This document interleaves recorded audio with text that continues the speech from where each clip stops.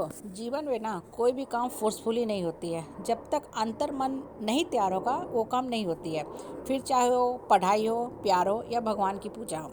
कुछ घरों में देखोगे लोग पूजा पाठ करते हैं तो क्या करेंगे, बच्चों को भी कहते हैं तुम इस पूजा पाठ में शामिल हो जाओ। या बहुत बार होता क्या है कि कुछ लोग कोई टोटका करते हैं, विधि विधान करते हैं कि हम भाई सैटरडे को इस दिशा में जाके दीपक जलाएंगे, इस पेड़ के नीचे दीपक रखेंगे। ठीक है, आपको विश्वास है आप करो, लेकिन अगर सामने वालों को उस चीज़ पे विश्वास नहीं है तो वो कभी नहीं करेगा। या आपका मन रखने के लिए कर भी देता है कि चलो मेरी माँ ने, मेरी दादी ने या किसी XYZ आदमी ने या पंडित ने बोला है कि दीपक रखने से मेरे मन की मुराद पूरी हो जाती है, या चमेली का तेल ऑफ़र करने से, पूजा पे चढ़ाने से हनुमान जी खुश हो जाते हैं तो मेरी मन की मुराद पूरी हो जाएगी।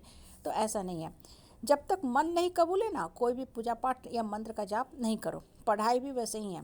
जिस पढ़ाई में, जिस ब्रांच में, जिस सब्जेक्ट में इंटरेस्ट हो वही चूज करो, आप वही सब्जेक्ट लो, तभी आप अच्छा करोगे। मान लो किसी बच्चे को CS में इंटरेस्ट नहीं है, हालांकि CS टॉप क्लास माना जाता है कि जब आप CS की पढ़ाई करोगे तब आपको करोड़ों करोड़ों की पैकेज मिलेगी। हालांकि ऐसा नहीं है, बहुत से ऐसे पढ़ाई हैं जहां बच्चे पढ़ाई करके बहुत सफल रहते हैं और इस विधि विधान को फॉलो करते हो आप और ले लेते हो CS।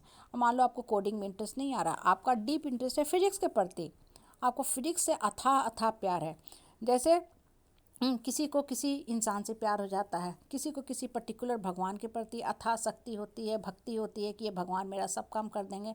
तो अगर आपको पर्टिकुलर सब्जेक्ट से बहुत प्यार है, किसी को हिस्ट्री से ही बहुत प्यार होता है, कुछ लोग बोलते हैं कि अरे इतना मेरा प्यारा सब्जेक्ट है, तो उस इंसान की आत्मा में ऐसी शक्ति है, ऐसी एनर्जी है जो उसको उस सब्जेक्ट के प्रति खींच रहा है, तो फिर आप वही सब्जेक्ट लो।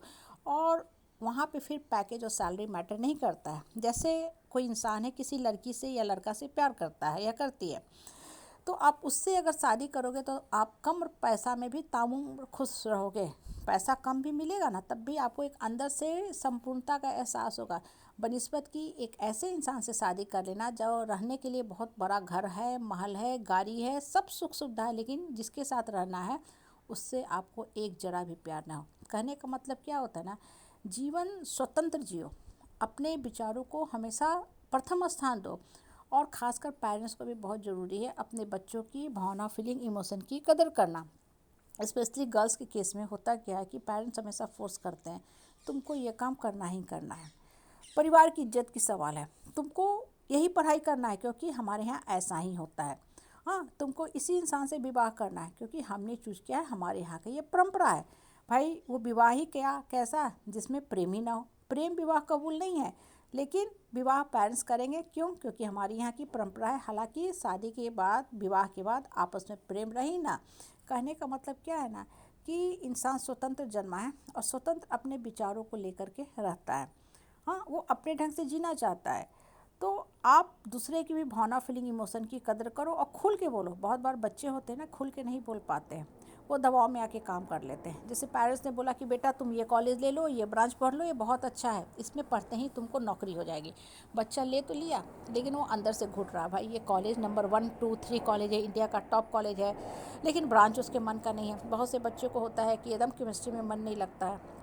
जैसे मेरा ही बेटा है, उसको केमिस्ट्री में बिल्कुल ही मन नहीं लगता है। अब उसको XYZ टॉप कॉलेज में हम दिलवा भी दे कि बेटा जाओ जाके पढ़ लो, एकदम केमिकल इंजीनियरिंग तुम पढ़ लो, तुम टॉप कर जाओगे, तो बेकार है। क्योंकि जब केमिस्ट्री में ही मन नहीं लग रहा तो तुम्हें जॉब कहाँ से मिलेगा, सोचने की बात है। ना तो तुम्हें अच्छे मार्क्स आएंगे, ना तुम्हारा CGPA अच्छा रहेगा, और मोस्ट इम्पॉर्टेंट तुम जॉब कहाँ से कर पाओगे। जिस सब्जेक्ट की हम पढ़ाई कर रहे हैं उसी सब्जेक्ट में मेरा मन नहीं लग रहा है, रुझान नहीं लग रहा है, तो कैसे अच्छा करेंगे। अब जिस इंसान के साथ शादी आपकी हो रही है उस इंसान को आप पसंद नहीं कर रहे हो, तो फिर शादी करने का क्या फ़ायदा है।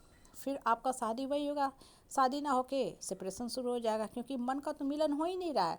मन मिलना ज़रूरी है, तन मिलना ज़रूरी नहीं है। जब आपका मन मिल जाएगा आप फर्श पे भी सो के खुश रहोगे, और मन नहीं मिलेगा तब आप अर्श पे भी रहोगे, महल में भी रहोगे, सुख सुविधा से लैस घर रहेगा, वहाँ सिर्फ और सिर्फ कमियाँ ही कमियाँ आपको नज़र आएंगी, क्योंकि मन से आप ना खुश हो। कहने का मतलब क्या है ना, लाइफ में हमेशा अपने लिए खुशी तलाशो, ठीक है। न पूजा फोर्सफुली हो सकती है, न पढ़ाई फोर्सफुली हो सकती है, न प्यार फोर्सफुली हो सकती है।